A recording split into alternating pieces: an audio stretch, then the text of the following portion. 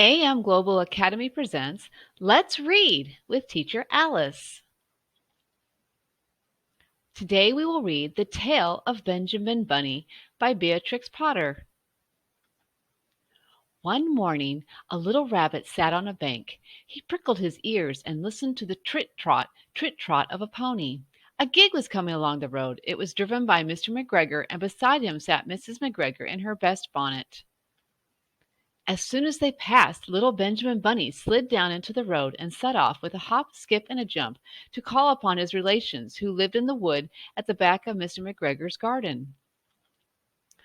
That wood was full of rabbit holes, and in the neatest, sandiest hole of all lived Benjamin's aunt and his cousins, Flopsy, Mopsy, Cottontail, and Peter. Old Mrs. Rabbit was a widow. She earned her living by knitting rabbit wool mittens and muffatees. I once bought a pair at a bazaar. She also sold herbs and rosemary tea and rabbit tobacco, which is what we call lavender. Little Benjamin did not very much want to see his aunt. He came round the back of the fir tree and nearly tumbled upon the top of his cousin Peter. Peter was sitting by himself. He looked poorly and was dressed in a red cotton pocket handkerchief. "Peter," said little Benjamin in a whisper, "who has got your clothes?" Peter replied, "The scarecrow in Mr. McGregor's garden," and described how he had been chased about the garden and had dropped his shoes and coat. Little Benjamin sat down beside his cousin and assured him that Mr. McGregor had gone out in a gig, and Mrs. McGregor also, and certainly for the day, because she was wearing her best bonnet.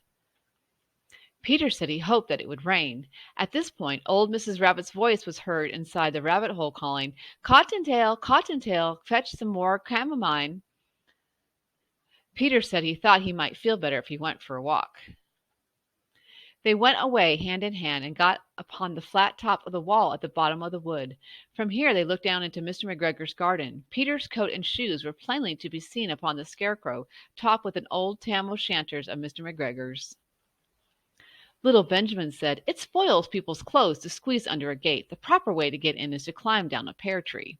Peter fell down head first, but it was no consequence, as the bed below was newly raked and quite soft. It had been sown with lettuces. They left a great many odd little footmarks all over the bed, especially little Benjamin, who was wearing clogs. Little Benjamin said that the first thing to be done was to get back Peter's clothes, in order that they might be able to use the pocket handkerchief. They took them off the scarecrow. There had been rain during the night. There was water in the shoes, and the coat was somewhat shrunk. Benjamin tried on the tam o' shanter, but it was too big for him. Then he suggested that they should fill the pocket handkerchief with onions as a little present for his aunt. Peter did not seem to be enjoying himself. He kept hearing noises. Benjamin, on the contrary, was perfectly at home and ate a lettuce leaf. He said that he was in the habit of coming to the garden with his father to get lettuces for their Sunday dinner. The name of little Benjamin's papa was old Mr. Benjamin Bunny. The lettuces certainly were very fine. Peter did not eat anything. He said he should like to go home. Presently he dropped half the onions.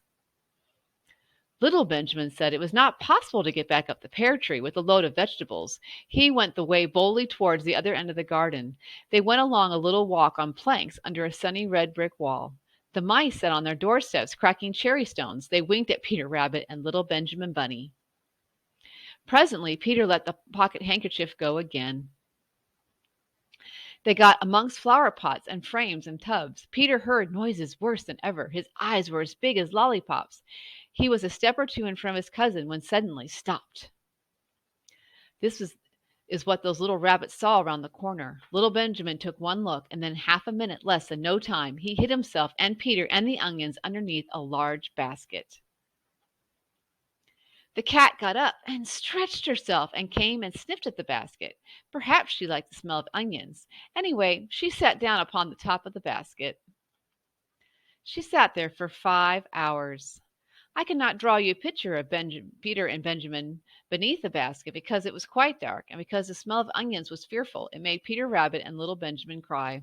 The sun got round behind the wood, and it was quite late in the afternoon, but still the cat sat upon the basket.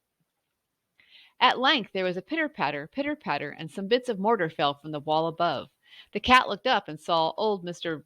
Benjamin Bunny prancing along the top of the wall on the upper terrace. He was smoking a pipe of rabbit tobacco and had a little switch in his hand. He was looking for his son. Old Mr. Bunny had no opinion whatever of cats. He took a tremendous jump off the top of the wall on top of the cat and cuffed it with the basket and kicked it off the ground house, scratching off a handful of fur. The cat was much too surprised to scratch back. When old Mr. Bunny had driven the cat into the greenhouse, he locked the door. Then he came back to the basket and took out his son Benjamin by the ears and whipped him with the little switch. Then he took out his nephew Peter. Then he took out the handkerchief of onions and marched out of the garden. When Mr. McGregor returned about half an hour later, he observed several things which perplexed him. It looked as though some person had been walking all over in the garden in a pair of clogs, only the footmarks were too ridiculously little. Also, he could not understand how the cat could have managed to shut herself up inside the greenhouse, locking the door upon the outside. When Peter got home, his mother forgave him because she was so glad to see that he had found his shoes and coat. Cottontail and Peter folded up the pocket handkerchief and told old Mrs. Rabbit strung up the onions and hung them up from the kitchen ceiling with the bunches of herbs and the rabbit tobacco. The end. It's time to say goodbye.